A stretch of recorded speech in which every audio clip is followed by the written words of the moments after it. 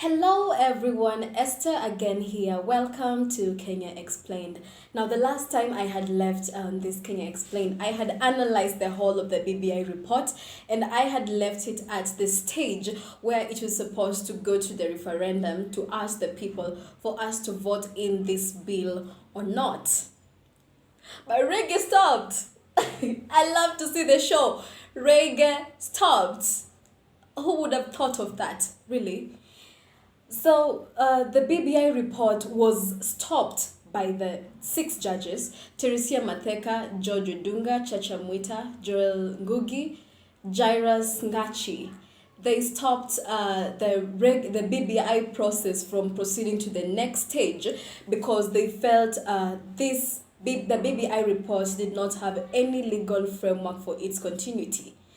And that uncertainty that we have right now, I don't think anyone knows what to expect, which is a good thing because people are so used to this notion that in Kenya things always go this way, that if the president if the president or the political bigwigs take this to court, that it's obvious they will rule in their favor. But look what happened. So maybe this is a wake-up call for us to trust our Kenyan system. Can we trust our court system? Can we trust our just like government and the whole political system, the whole executive system? Because as much as we're used to a certain school of thought, maybe it's high time for change, don't you think so?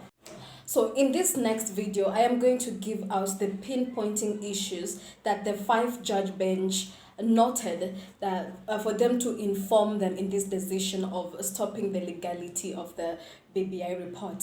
Number one, they asked whether the president could initiate a popular initiative as the head of state. And this is a good question because looking at the president with his executive powers, they thought that the president is not a member of parliament for him to initiate anything that's going to people to decide. So maybe they thought that maybe the attorney general, in this case they explained that maybe the attorney general should come in place and take it up for the president to present it to parliament, who represent people, so that they can take it to the people to vote in the BBI report or not. So that was the first point where they thought maybe the president should not initiate a popular initiative as the head of state. Number two, they questioned the president's involvement in the process through use of public funds to promote the BBI. Now look at this time where we are at, because many people have brought this thing up that we have more pressing problems and we're supposed to be looking at payment of doctors, we're supposed to be looking at funding for hospitals, oxygen supply, medical supplies, because we're in a crisis right now. And so they saw that maybe the president could be using the public funds to promote BBI, and maybe they saw that and saw that it is a question, it's something that really they could put down on paper and say that maybe we should stop this BBI process. And then they also asked if the handshake was in line with the constitution. Do you think the handshake is in line with the constitution? Because this is former prime minister and this is the president of the our president coming together and looking at them from Wanjiku's from Wanjiku's point of view. Wanjiku looks at these people as this is the president and this is the prime minister. So are they the only people who are supposed to be bringing up things? Or are they supposed to come to us so that us, Wanjikus, can bring out our problems for them to solve them? So that maybe they saw that maybe it is supposed to be from bottom to up rather than from up to bottom. As much as they say that the task force went to delve into the face of Kenya and represented everyone, some Wanjikus felt that they were not involved in the whole process.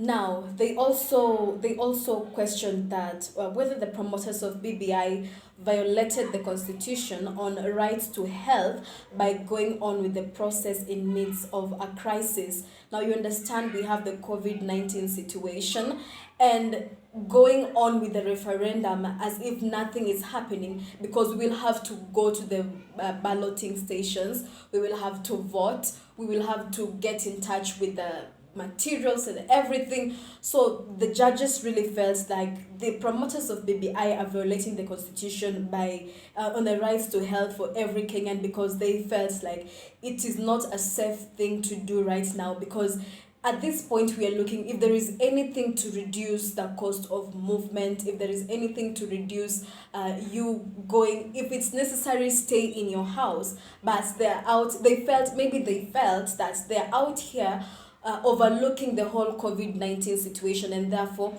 they gave that reason as stopping their legality. The other reason they gave out for stopping the BBI report from going to the referendum level is that they asked whether the IEBC is properly constituted to carry out its function, and whether they have done voter registration as envisioned in the constitution before a referendum. So I think here the judges were questioning whether IEBC has gone through all these stages before getting to the stage of a referendum, because you look at the time the BBI was brought out, and the next year we already have a referendum. So the judges maybe want to explain that, is IEBC really properly constituted? Has it really followed everything that's needed to do before we go to a referendum? And then there's a question here, is there a legal framework to regulate the process of a referendum? And maybe that I can let you think about it, because I'm also still thinking about it. I want to understand this. I'm still doing my research here. Is there a legal framework to regulate the process of a referendum? Because I initially thought that a legal framework is already constituted in the constitution for a referendum process. But now if the judges are asking about this, then maybe we should think about that. And you can help me think about that. You can leave your comments, we can interact, we can think out loud and put the brains to the table to ask this. So those are some of the major points that the judges based on before they ruled out the legality of the BBI process. And now at this point where the BBI stage is that the president and the BBI proponents have filed a ruling to the Court of Appeal. So that means that the decision to rule out the BBI process might be stopped, might be further stopped, or they might rule out for it to continue. And that is where we are at. Now, at this point, I would really like to know your thoughts about what you think. Should BBI be stopped, or should we go on with the BBI report? And my personal opinion on whether we should stop it or go on with the report is, I would say that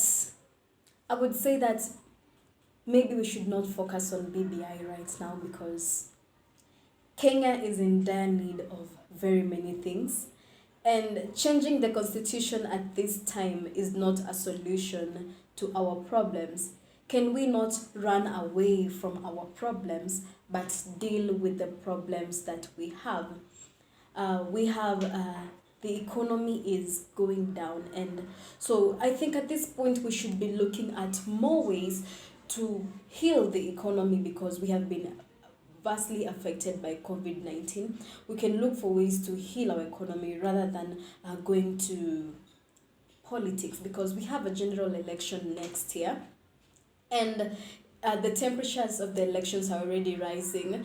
And so I feel like this was not the very right time. That as much as there might things you want to change in the constitution, the timing could be poor about it. So that is my personal opinion, and I would like to interact. Please leave your comments, subscribe, like and share to this YouTube channel, and see you in the next video where we'll be talking about whatever is going to happen, because things are so uncertain, but it's good for us. I think so. So until next time, stay safe and adios.